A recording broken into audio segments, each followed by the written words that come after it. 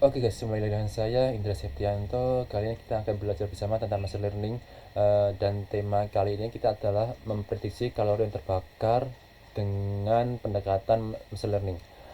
Oke, tanpa berlama-lama langsung saja kita mulai. Hal pertama yang biasa kita lakukan adalah mengimpor library-nya seperti NumPy, Pandas, Matplotlib, Seedborn, Scikit, dan Sigibos.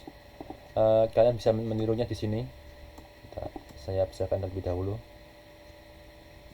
Oke, setelah itu kalian masukkan datasetnya. Di sini saya sudah bikin datasetnya.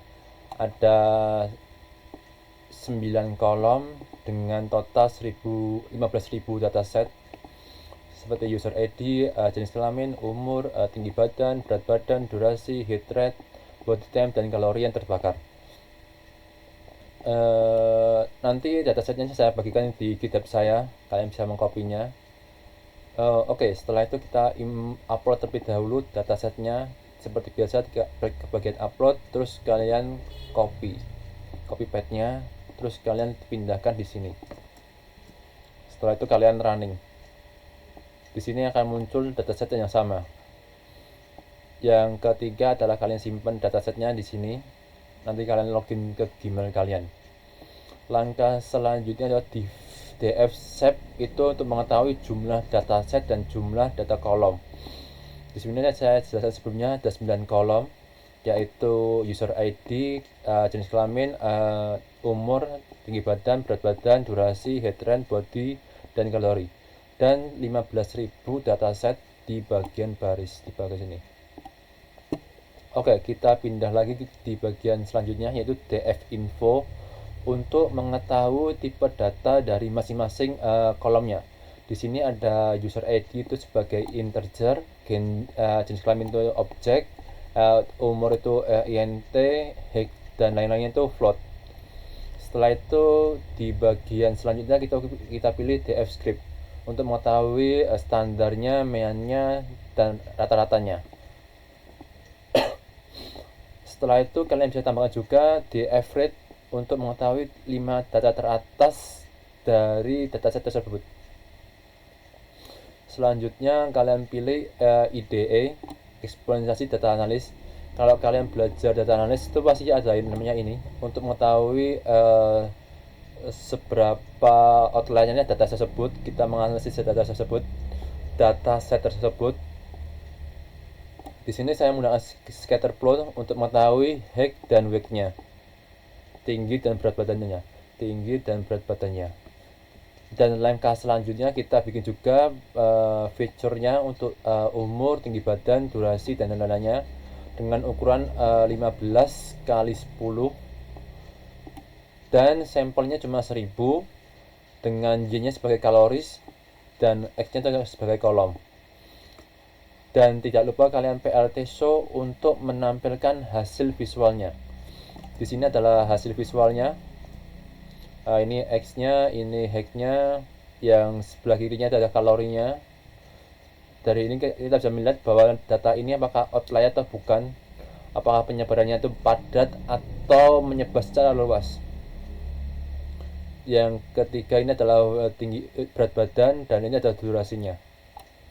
Oke, selanjutnya kita pilih fitur select type.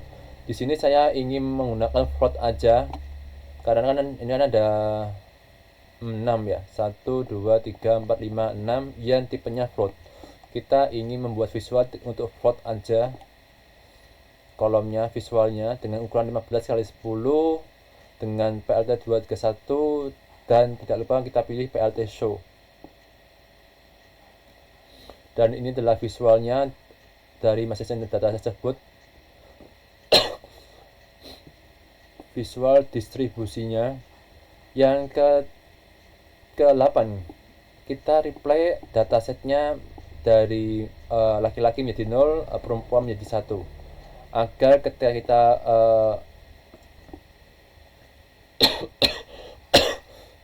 olah datanya nanti di data training tuh bisa kebaca. Yang ke-9 yaitu PLT figure atau correlation metric. Ini untuk mengetahui seberapa pengaruhnya antar kolom satu dan lainnya. Di sini kita bisa ketahui bahwa kalori dengan kalori itu korelasi matriknya satu atau berpengaruh. Body temp dengan body temp itu satu. Heat rate dengan heat rate itu satu, dan seterusnya. Karena biasanya kalau sama-sama satu kolom atau satu-satu namanya satu-satunya namanya sama, kalau dengan kalori itu pasti satu dan lainnya itu pasti 0 atau setengah atau enggak 0,8 gitu. Berarti itu pengaruhnya cukup besar kalau 0,8. Kalau 0,1 itu pengaruhnya dikit. Itu nanti bisa kalian drop. Di sini saya ingin menghapus dua kolom, yaitu berat badan dan durasi. Drop. Langkah selanjutnya kita bikin model trainingnya.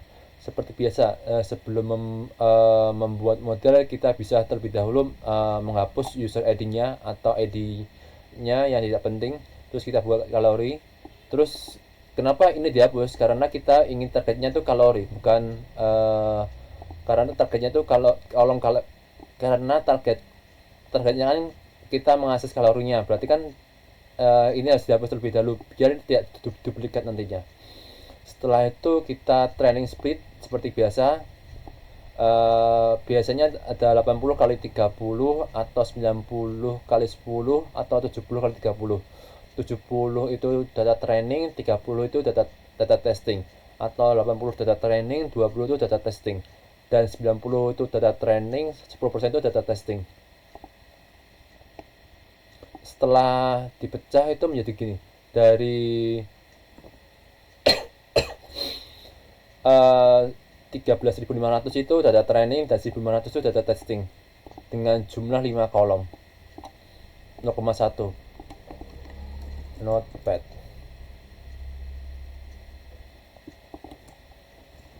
Data training bisa 90%, 80%, dan 70% minimal. Data testing bisa 10, 20%, dan 30%. Seperti ini ya, guys. Di sini saya menggunakan yang nomor pertama 90 sama 10. 90 itu data trainingnya, ini data trainingnya, dan 10 itu ini data testingnya. Oke, setelah itu kalian normalisasi datanya, extract, scatter from training, dan hasilnya seperti ini. Terus kalian langkah terakhir yaitu kita bikin modelnya. Kita import terlebih dahulu library-nya from scalar metric import mid absolute error and may. Terus kita pilih apa aja yang kita analisis, yaitu linear regression, Ziggy-Bros, dan random forest regression. Kita pilih fit training dengan judul 5, print model is train to prediction, model 1 prediction x training, ini trainingnya tuh tadi 90 tadi ya, dan print training error. Kita print juga berapa yang error dari trainingnya. Terus kita valuasi prediction, kita bikin juga model baru dengan valuasi prediction model I prediction x val yang tadi 1500. Terus kita juga print validation error, berapa jumlah validasi yang error, dan hasilnya seperti di bawah ini. Pertama, linear regression seperti ini, training errornya 17, validation error 18. Ziggy-Brosnya base to badan, training errornya 7,8, validation errornya 10,8. Lesionnya itu lesionnya itu 10, validasinya 10. Random forestnya errornya 3, validasinya 10. Reading-nya itu 17, validasinya 18. Setelah itu kalian bisa menambahkan juga untuk rankingnya. Kalau setahu saya yang modelnya paling bagus itu random forest dengan training sedikit 3%, 3,98 saja, yang lainnya itu 7, 10 dan lain-lainnya. Berarti kita bisa menggunakan random forest untuk membuat modelnya. Oke, itu dulu dari saya tentang materi machine learning dengan prediksi kalori yang terbakar. Kita jumpa di materi selanjutnya tentang machine learning. Terima kasih.